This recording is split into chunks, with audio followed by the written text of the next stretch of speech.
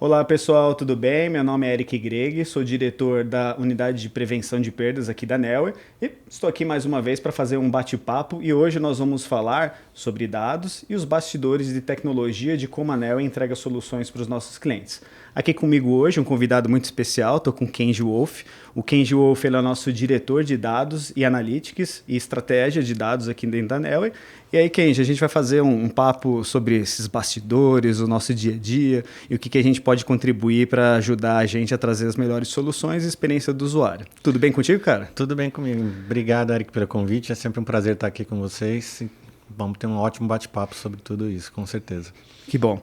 E aí, Kenji, eu queria começar o nosso papo até de uma forma mais holística, né? Falando, a gente sempre fala de dados, dados é importante, dado é o novo petróleo, né?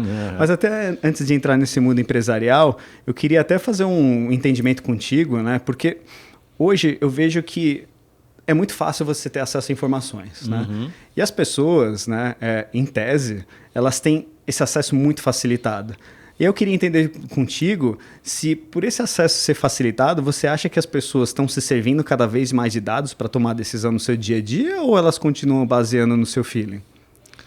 Bom, essa é uma pergunta bastante complexa de ser respondida, mas eu vou trazer algumas situações do cotidiano. Né? Existe um ditado que diz que você ter ausência de informação é o mesmo do que você ter um monte de informação e se perder nelas. Né? Então, quando você tem muito acesso facilitado, você tem muita informação disponível, talvez você se perca, você não consiga selecionar quais sejam as melhores informações para vocês. Entretanto, a gente tem algumas situações do cotidiano que nos levam, né, no nosso dia a dia de pessoa física, a tomar decisões com base em dados. As duas mais simples. Né? A maioria das pessoas olham a previsão do tempo antes de sair de casa. Então, aquele índice que aparece ali, índice de chuva, tantos por cento, vento, neve para onde neva e afins, te dá uma informação. E aquela pessoa que leu aquela informação pode tomar uma decisão se ela leva ou não guarda-chuva, se ela leva ou não agasalho para sair de casa.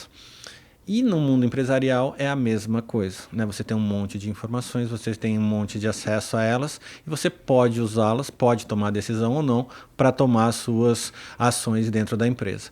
Então, no dia a dia, as pessoas, né, têm esse costume. A outra coisa que é bastante costumeira é você consultar algum aplicativo de mapas, né, quando você quer ir do ponto A ao ponto B para saber qual é o melhor caminho.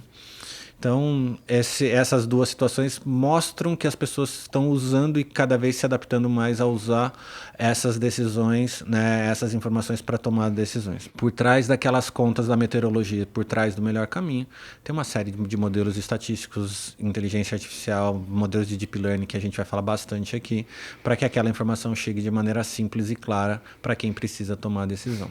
Mas você acredita que as pessoas, elas têm agora, eles têm esse costume, conseguem acessar a informação fácil, mas será que as pessoas conseguem acessar a melhor informação? Ou será que elas acreditam em qualquer tipo de informação que tem por aí? Porque eu escuto muito a respeito das famosas fake news também, né? A gente fala muito nessa questão de dados em abundância, mas você acha que as pessoas, elas, em grande medida, elas sabem onde procurar esse dado ou qualquer informação para elas é o suficiente? Olha, infelizmente, a gente tem uma grande parcela da população que não tem tanto cuidado na hora que recebe uma informação. Né? Ela acredita em informações que vêm pelo WhatsApp e às vezes não tem o que a gente chama de governança de dados ou não tem nenhum tipo de critério para validar se aquela informação é verdadeira ou não. E, por vezes, passam para frente alguma coisa que não deveriam. Então, também existe uma parcela da população que já tem um pouco mais de consciência, mas infelizmente a grande maioria das pessoas e das empresas ainda usam informações sem checar de verdade se aquela informação é boa ou não, se ela é verdadeira ou não, para o dia a dia e para as tomadas de decisão. E por que esse preâmbulo, né, Kenji? Porque eu acredito que uma das suas principais preocupações aqui como diretor dessa estrutura, né, essa grande estrutura de Big Data, Analytics, né, é justamente não só pela quantidade, mas pela qualidade desses dados. Né? O que eu percebo por aí, né? que está muito mais fácil você conseguir a informação, mas embora ele parece que está em abundância, né, a gente pode ter um problema aqui de olhar essa quantidade de dados de fato. Primeiro, conseguir saber se aquele dado ele é um dado verídico, né, se ele foi bem tratado, de uma fonte segura. Em segundo lugar, às vezes eu estou com tanta informação na mão que às vezes eu não consigo tomar a decisão mais assertiva. Eu acredito que isso é algo que aqui a gente dentro de casa é um desafio constante, né? Primeiro em buscar as melhores fontes de dados, conseguir fazer as melhores tratativas. Eu queria saber um pouco, né, abrindo um pouco a nossa cozinha aqui, qual que é o nosso desafio, né? Como que o seu time trabalha para conseguir a melhor informação para depois, lá na ponta, né, que é o fim da linha, o nosso cliente se abastecer desses dados. Não, sem dúvida.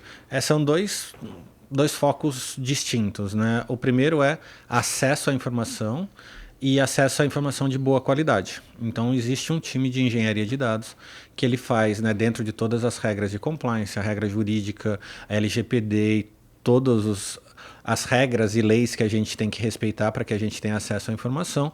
Essa equipe vai, né, até as fontes de dados de maneira segura, né, para trazer essa informação para dentro de casa, e hoje a gente conta aí seguramente com mais de 1.000 robôs que fazem essa varredura, né, na internet, varrendo nas bases de dados do mercado para trazer essa melhor informação. Uma vez que essa captura é feita, você tem a parte de curacidade de dados. Você valida se aquele dado está correto ou não, se ele pode ser usado, se ele está consistente, se ele realmente representa a verdade da informação que a gente precisa.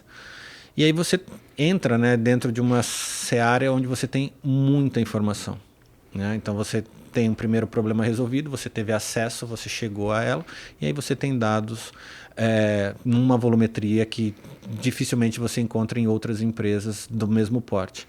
E aí entra a segunda parte, que entra a questão da parte de ciência de dados, onde você tem muitas informações. E quais são as informações mais relevantes para um cliente, para uma situação, seja ela de fraude, seja ela de perda, seja ela de lavagem de dinheiro, né? Entre todas as milhares de informações que você tem algumas que são mais relevantes, são mais importantes, dão mais discriminação no sentido de apontar algum fato relevante para aquela situação. E aí você constrói os famosos modelos, algoritmos estatísticos que vão te dar, por vezes, um score, por vezes uma probabilidade de chegar ali. E aí de um leque vasto de informações você afunila para literalmente dezenas delas para chegar na tomada de decisão. Então tem dois times muito bons lá dentro, que um cuida muito da parte de acesso e o outro cuida muito da parte de focar nas informações que realmente são relevantes. Kendi, parece que para nós é um lugar comum isso, mas você falou pelo menos 1.000 fontes, né? 1.000 formas de você coletar essa informação. Para nós, assim, só para você e para o nosso público, né, ter uma ideia, 1.000 fontes é muita coisa para você armazenar, né? São muitos teras de bytes diariamente, né? E me corrija se estiver falando alguma bobagem com relação ao armazenamento, né? Que eu acredito que é algo que a Nelway faz e faz muito bem, e até um pouco diferencial do que a gente vê no mercado, porque esse é um tipo de dado que ele tem um custo, né? Sim. Não é só a coleta, o armazenamento, essa questão de cuidado da privacidade dessa informação, porque hoje a gente tem aí aproximadamente 700 clientes, né?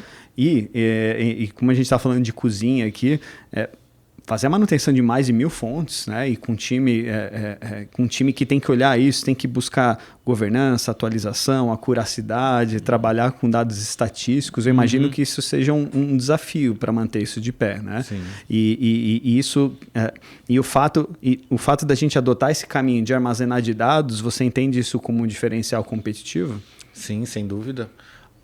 Porque essencialmente você tem dois tipos de informação, né? Informação em real time, aquela informação que vale exatamente naquela instante que ela existiu. Acontece muito quando você está na internet navegando, tem um banner, um assunto, e ali você clica e mostra ali o seu interesse em comprar alguma coisa. E tem informações históricas, que é o caso onde a gente faz bom uso dessa informação, quando você tem o histórico dela. E para todo mundo que trabalha com dado, todo mundo que trabalha com estatística, sabe aquela máxima que os dados históricos são as melhores fontes para você projetar o seu futuro, né? Então você quer saber se algo vai crescer, algo vai prosperar. Se você analisar um pouco do passado dessa empresa ou dessa pessoa, seguramente você vai chegar nessas informações. Então, ter esses dados dentro de casa, ter essa capacidade de acessar, armazenar, tratar e disponibilizar para os clientes informações de qualidade e num campo histórico bastante vasto, seguramente é um diferencial que a gente tem e a maioria dos nossos concorrentes não tem. Trazendo para uma análise do dia a dia, né? A gente atende clientes que precisam tomar decisões em milissegundos. Sim. Tá? Então, não só o modelo estatístico, mas ele precisa consumir essa informação, traduzir numa resposta, e se ele não tiver uma base de dados sólida, né, que está sempre disponível para fazer uma consulta, ele não vai conseguir fazer aquela análise em poucos segundos, diminuindo a fricção de uma possível aprovação, desde uma abertura de conta até um cadastro no marketplace. Né? E um outro ponto que você mencionou muito importante é que se tem histórico, tem como construir padrões. Se tem como construir padrões, a gente consegue construir modelos estatísticos. Né? E aí, eu acredito que um tema que está muito na moda, né, é a buzz agora desse ano, do ano passado e desse, é com relação à inteligência artificial. Exato. Kenji, para nós aqui, inteligência artificial é algo que, embora seja muito falado agora, a gente já faz há algum tempo, não é? Se você puder falar um pouquinho a respeito disso. Sim, sim. Desmistifica para a gente esse negócio de inteligência artificial. A gente conhece inteligência artificial, quem vem dessa área, né, de exatas, estatística, matemática, a essência do que está por trás é a álgebra linear. Né? Ali, junto com computação, junto com principalmente computação e matemática, você tem ali o raio-x do que é a inteligência artificial hoje. Ganhou muita popularidade por conta, né, do ChatGPT, por conta de se tornar de maneira fácil e acessível para a grande maioria da população.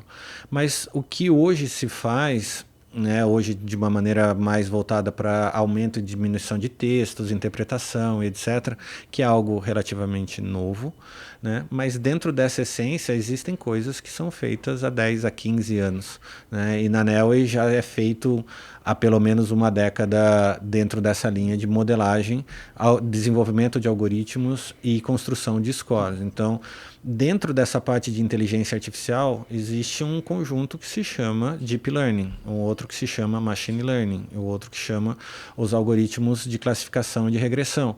E isso tudo compõe esse conjunto que hoje, né, somado a essa parte de análise de texto e outras funcionalidades, a grande maioria da população conhece como inteligência artificial. Muita gente acha que inteligência artificial é uma assistente virtual ou um chat onde você troca mensagens e aquilo é inteligência artificial, mas o universo disso é muito mais vasto. Né? Quando você tem a capacidade, com base em algumas dezenas, centenas de informações, você compilar aquilo, criar um score e definir se uma probabilidade de um cliente ser fraude ou não ser fraude, ele ser um bom pagador ou não ser um bom pagador, ele ter a probabilidade de comprar um veículo novo ou não comprar, isso em milissegundos, com certeza por trás, além de toda a parte computacional, tem a parte de inteligência artificial, de machine learning, o cálculo dos algoritmos que a gente faz e já estão aí, né, há pelo menos, que eu estou no mercado há 25, então seguramente há pelo menos 3 décadas que isso existe, com outros nomes, com outras profundidades, mas sim, isso não é nada novo para quem trabalha com o mundo de dados. Fantástico. E desse rol de produtos e serviços que a gente entrega aqui para o nosso usuário, o nosso cliente na Neoway, você pode citar um que tá fácil aí na sua cabeça, só para você falar como que a gente utiliza a inteligência artificial, ou machine learning, ou modelo estatístico, e qual que é o efeito esperado para o cliente? Sim. Eu vou dar 2 exemplos.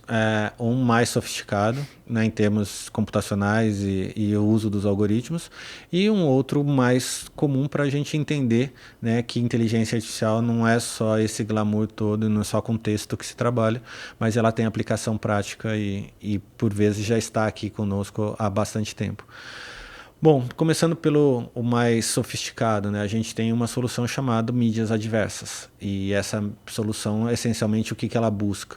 Com base em notícias, né, existentes na internet, associar o nome de uma determinada empresa com alguns temas. Né? Então, por exemplo, se você vai contratar um fornecedor ou está tentando fazer negócio com algum parceiro, você vai entender se aquele parceiro ele é idôneo ou se aquele fornecedor ele tem uma reputação boa e entre outras montes de informações que você pode consultar, você consulta a internet. Né? E dentro desse contexto, essa solução, o que ela faz? Ela associa, né, vê se existe associação de palavras, né, nesse caso negativas. Que tipo de palavras, por exemplo? Por exemplo, lavagem de dinheiro, corrupção, processo de estelionatários.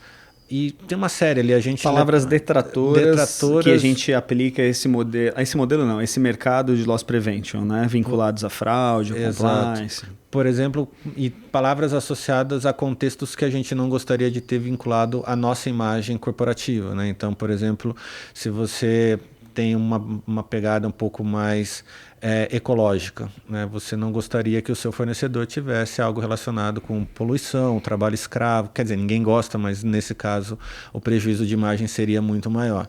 Então, quando você faz esse tipo de busca, né, existem ali, contando um pouquinho dos bastidores, a parte técnica, existe um modelo, né, que a gente chama de Bartenbaugh, foi desenvolvido e aprimorado pela Unicamp, e a gente usa dentro do contexto, um pouquinho de techniquez aqui, mas dentro de um contexto de transformers. O que significa Transformers? Melhorou, é mais comum. Não são aqueles carrinhos que se transformam em robô que a gente conheceu, mas o conceito é exatamente o mesmo. Ao invés de a gente transformar carro em robô, robô em carro, essa questão do transformers, ele acaba pegando um texto, transformando em uma matriz, né, multidimensional, e essa matriz multidimensional se transforma, né, e permite que a gente faça as correlações entre as palavras, e dentro de uma análise de texto a gente consegue associar, por exemplo, se um determinado banco, COAF e, por exemplo, balanços não tão idôneos, eles estão correlacionados ou não. Então, numa manchete onde o COAF aciona um determinado banco sobre um determinado balanço, você consegue identificar claramente quem é o agente, quem é o passivo, se é uma correlação positiva ou negativa, e depois você decide se quer fazer negócio com aquele banco por conta dessa notícia. E aí, eu acho que outra coisa que é diferencial é que quando você utiliza esse modelo, você não está retroagindo o mês passado, por exemplo. Né? Então, toda vez que o usuário ele vai solicitar uma análise de mídias, ele vai apertar um famoso botão, vou fazer uma requisição por API, que hoje a gente consegue fazer das duas formas, ou no massificado ou no pontual. Ele vai fazer uma varredura neste instante, neste minuto, e vai ter uma resposta relativamente rápida. Né? Exatamente. Em média, quanto tempo ele costuma ter essa resposta, solicitando uma análise? Pode ser... é bem rápido, você pode pegar ali em torno de 2, 3 minutos, não mais do que isso, porque ele vai varrer vários buscadores na internet, 3 ou 4 dos mais famosos, e depois faz toda a consolidação das mídias que ele encontrou, executa o algoritmo e aí já sai com a resposta. Então, entre 2 e 3 minutos ele tem a resposta. 2 e 3 minutos, eu me imagino eu lá no Google, procurando uma palavra, uma mídia a meu respeito. Primeiro, né? Se eu fosse colocar o nome de uma empresa, eu teria que colocar o nome de uma empresa, colocar as palavras que eu acho detratoras, depois ver no feed se tem alguma coisa. Muito provavelmente vai ter um monte de coisa que não tem nada a ver com o que eu pedi. Depois eu teria que abrir a notícia, ler uma por uma, ver se... Cara, 2 minutos é fora de série, né? É muito pouco. Às vezes não dá tempo nem de você ler a primeira... Se apertar o primeiro link, tentar ler a manchete, entender o que está no texto, seguramente você já levou praticamente 2 minutos para fazer isso. E o mais legal é que a gente consegue fazer numa interface que está tudo centralizado, né? Exato. Os dados estão lá, você pode concentrar suas decisões, você pode fazer aquele registro de uma forma organizada, né? E aí tomar essa decisão bem rápida, né? E você disse que tinha um segundo exemplo. Sim, só fazer um fechamento importante sobre o falso positivo, que esse é a grande questão da mídias, né?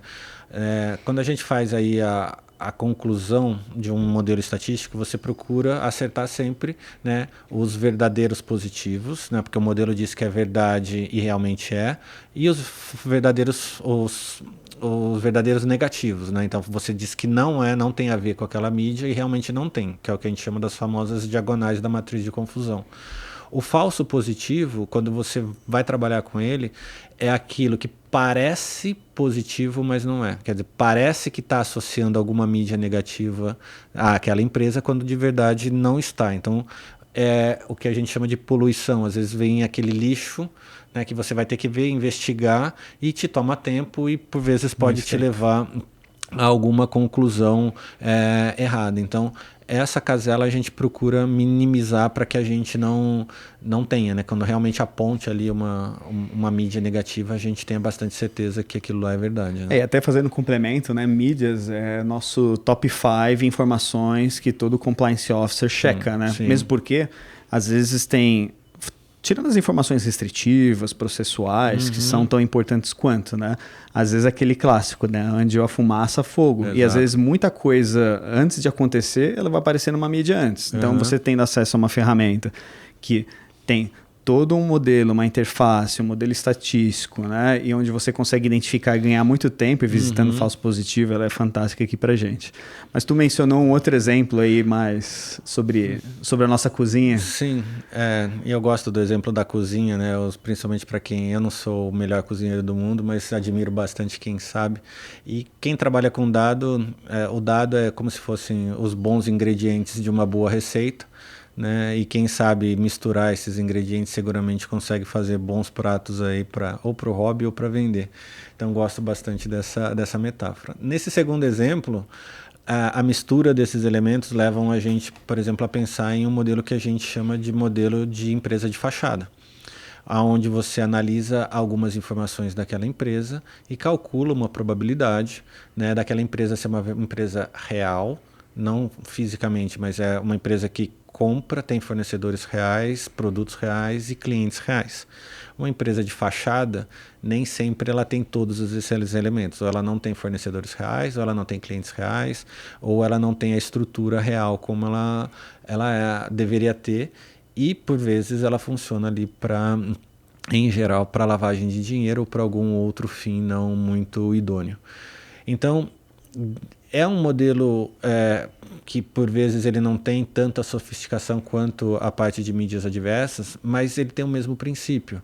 O que significa a gente analisa todos os dados históricos daquela empresa ou de empresas parecidas com ela, né? Analisa, por exemplo, o quadro societário da empresa e começa analisando alguns tipos de alterações. Então, a empresa ela apresenta um quadro societário onde você faz a análise de compliance a primeira vez, ele está perfeitinho, está bonitinho. Só que 3 dias depois ele vai e troca uma informação importante como o endereço da empresa. 4 dias depois ele troca um sócio. Aí a hora que você vai ver 1 mês, 2, 3 meses depois, aquele quadro societário que existe já não é o societário que você aprovou, né? E o quadro societário é um de muitas informações que a gente vai analisando dessa empresa. Então, no final, o que está por trás ali tem, né, uma questão... um algoritmo de machine learning que a gente tem, né, por árvore de classificação e regressão logística, que traz a probabilidade para a gente daquilo lá ser realmente uma empresa real, né, ou uma empresa de fachada. E aí, né, uma empresa de fachada que consegue abrir conta num banco, consegue um financiamento, começa a operar, ela dá muita dor de cabeça para todo o mercado e quando a gente consegue barrar isso a princípio, a gente está fazendo um bem para todo mundo. O modelo de empresa de fachada é algo que a gente lançou recentemente, né? E pelo que eu observo dos clientes que testaram, e uma coisa bem legal, né? O que a gente testa no modelo não é 100% in-house, né? É algo bem colaborativo com os nossos clientes e até com o próprio B3 também, tá, pessoal? Aliás, vocês que querem utilizar nosso modelo de empresa de fachada, tá? A gente disponibiliza e se vocês pedirem aqui para nós e falar que viu esse podcast, pode mencionar que a gente libera um teste para vocês, tá, pessoal? Fazendo esse pequeno preâmbulo aqui, e voltando ao tema, me empolguei porque eu acho que é um tema muito legal. Esse é um modelo bem colaborativo, né? Que a gente fez aí com uns 4 ou 5 clientes de diversos setores. A gente falou com o pessoal de instituições financeiras, a gente falou com o pessoal de varejo, e-commerce também. E esse modelo ele foi refinado, né? E o que eu posso dizer para ti, Kendi, e aí parabenizar você e o time, que em pouco tempo pós o lançamento, a gente tem aqui empresas que identificaram com o modelo, né? Porque ele é um indicativo, ele vai mostrar uma probabilidade daquela empresa ser uma empresa de fachada.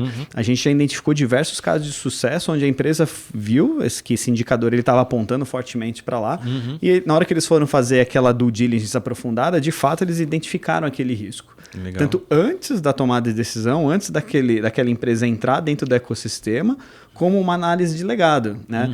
E aí, o que é o legal desse modelo, né? E como a gente tem a base de dados completa no sentido de ter todas as empresas do Brasil e de todos os indivíduos no Brasil também, é que o nosso cliente, ele consegue olhar todo o passado dele. Então, se ele chegar pra gente e falar assim, putz, Eric, tem uma carteira aqui de 20 mil clientes. Cara, você consegue fazer uma varredura para passagem no score para ver quem tem esse indicador forte, é super rápido e fácil da gente fazer, né? Sim, exato. E aí volta naquele ponto que você comentou no início da conversa, a importância de você ter o histórico, a importância de você ter o dado guardado, porque essa análise ela vai comparando, entre outras informações, o quadro societário de hoje, de ontem, e vai voltando no passado até a abertura da empresa. Então é uma análise histórica que vai trazer essa probabilidade.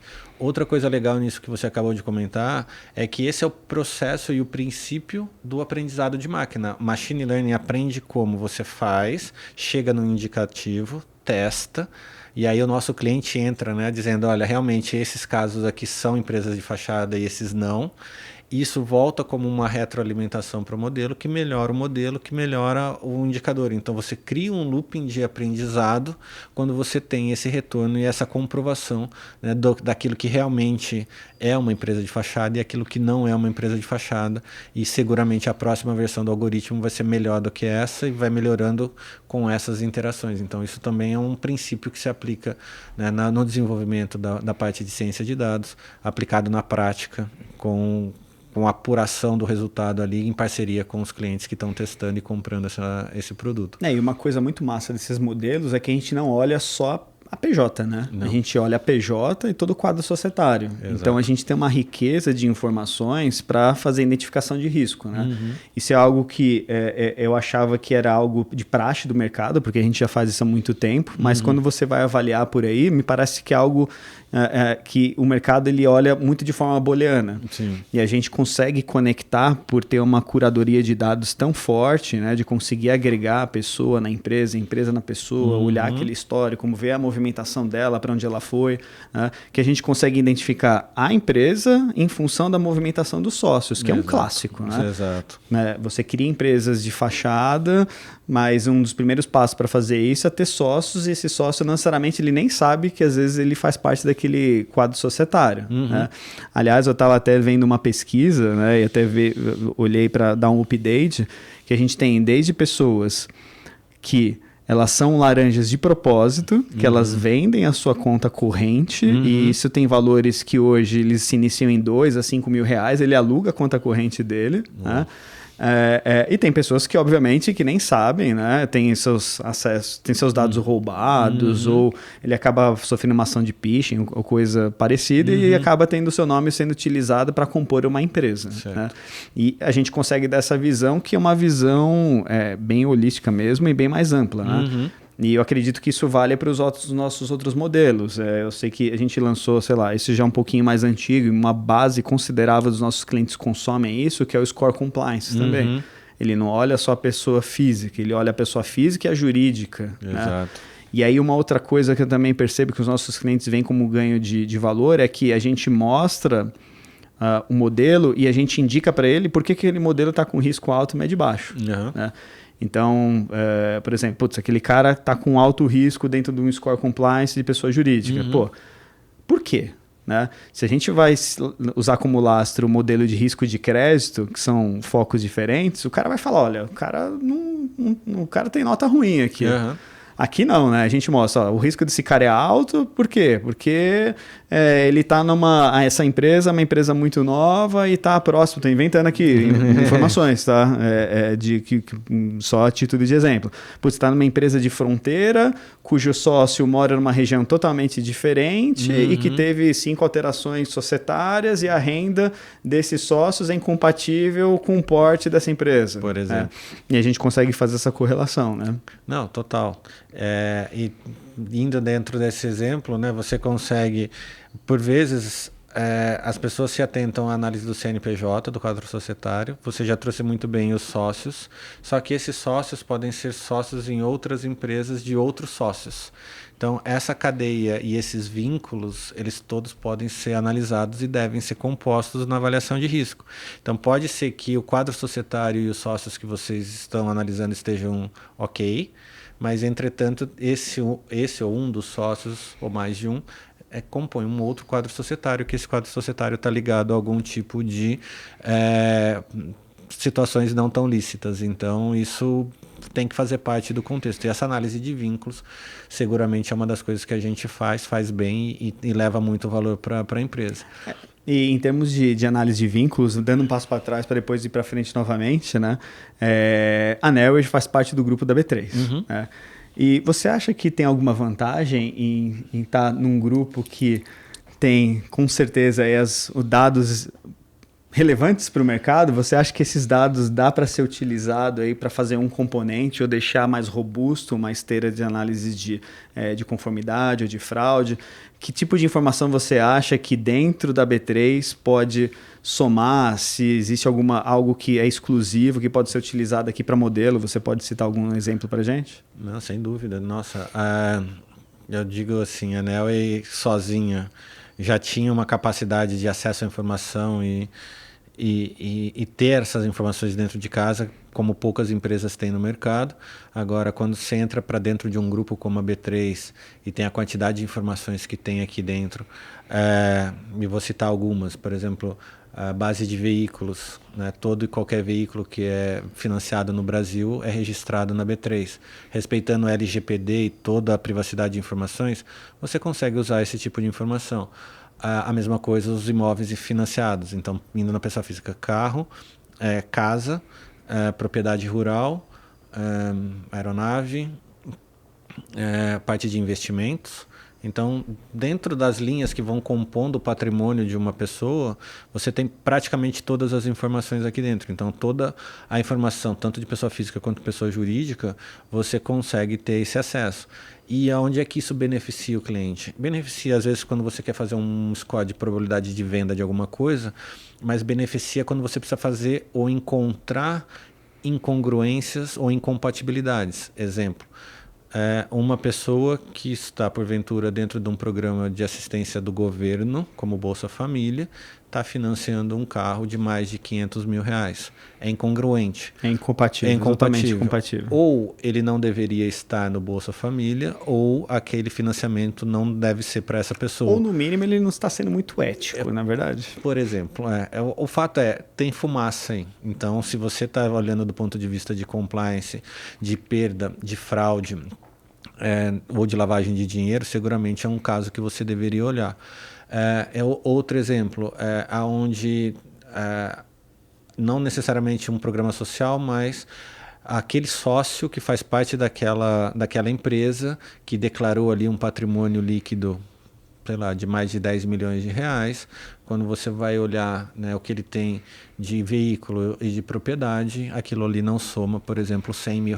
É outra incongruência que você pode encontrar dentro desse mercado. E tem outras coisas que a gente pode fazer, desculpa se eu te interrompi, que é conseguir, por meio de dados, criar modelos ou dar respostas para os nossos clientes, misturando dados de público e privado. Né? Sim. Quando eu me refiro a isso é muito importante para um componente de lavagem de dinheiro, principalmente, é você conseguir detectar como que o público, e aí público, gente, eu me refiro a desde de vínculos com a administração pública com a administração privada, né? Muitas vezes a lavagem de dinheiro e a fraude ela se faz nesse elo, né? Nessa vinculação que pode ser escusa. Né? Uhum. Não estou falando que esse tipo de vínculo ele é necessariamente escuso, porque a parceria público-privada é algo comum, mas a gente consegue detectar essas nuances e mudanças de comportamento. E o que você está falando aqui, né, Kendi, que a gente tem uma base de dados exatamente feita para isso. Né? Caiu para uma luva quando a B3 com a Nelway se juntou, porque a gente tem acesso a bases que você consegue ver dentro de uma linha do tempo como que a pessoa transita e se movimenta. Exato. Né? E, obviamente, que isso é utilizado por um fim específico, né? Que é o fim de loss prevention, para que as empresas se respaldem, né, e tenham condições de se resguardar na adoção de risco, seja na contratação do fornecedor, seja recebendo aquela pessoa como um correntista, seja sendo aquela pessoa se tornando um colaborador da empresa. A gente consegue detectar isso em várias camadas, seria isso? Sim, exatamente. E assim, é sempre importante reforçar que todo e qualquer acesso à informação e todo e qualquer uso dessa informação, ela passa por todas as regras que são extremamente rigorosas e todas as regulações que a gente está sujeito aqui, né, LGPD e todas as portarias que a gente respeita para poder ter acesso à informação. Então a gente só usa aquilo que realmente a gente pode usar para aquela finalidade que a gente tem autorização para usar. No caso de laws, de prevenção à fraude, prevenção à perda, ela tem um respaldo maior, a gente consegue usar mais informações porque a gente está protegendo as empresas e protegendo o mercado de possíveis fraudes, né, de possíveis perdas. Então, isso é o legítimo interesse. É o legítimo interesse, exatamente, muito bem colocado. Legal. Mas sim, sem dúvida é um parque de diversões com muitas informações e para quem trabalha com isso é um lugar perfeito para estar aqui. E falando em parquinho de diversões, o que você pode dar algum spoiler de algo que o time está trabalhando que vai ser entregue aí nesses próximos meses? Olha, bom, o que a gente tem bastante em linha, né, dos mais simples, simples do ponto de vista técnico, né? A gente não tem aqui nenhuma super equação para fazer isso, não são modelos de machine learning ultra avançados, mas é um princípio que para a gente é bastante importante, né? A questão, por exemplo, do faturamento presumido. É uma informação relativamente simples. Os modelos que estão por trás de regressão, e seja a logística linear, que são bastante fáceis de serem construídos. Entretanto, a gente tem um desafio bastante importante, né? Quando você pega as empresas pequenininhas, um pouquinho mais fácil de estimar. As empresas listadas aqui na Bolsa, muito fácil de estimar, só que a grande questão é o meio do caminho, as pequenas e as médias. Como é que você constrói os algoritmos para que ele consiga fazer ali as inferências de maneira bastante precisa. O time já está desenvolvendo, já estamos com uma acurácia bastante importante, já testamos bastante no mercado e vem aí uma nova versão disso seguro para os próximos meses. Então a gente está bastante confiante nisso. O desafio é ter o melhor faturamento presumido do mercado, porque ninguém melhor do que a gente tem informação para isso, questão só de acurar e colocar isso em prática.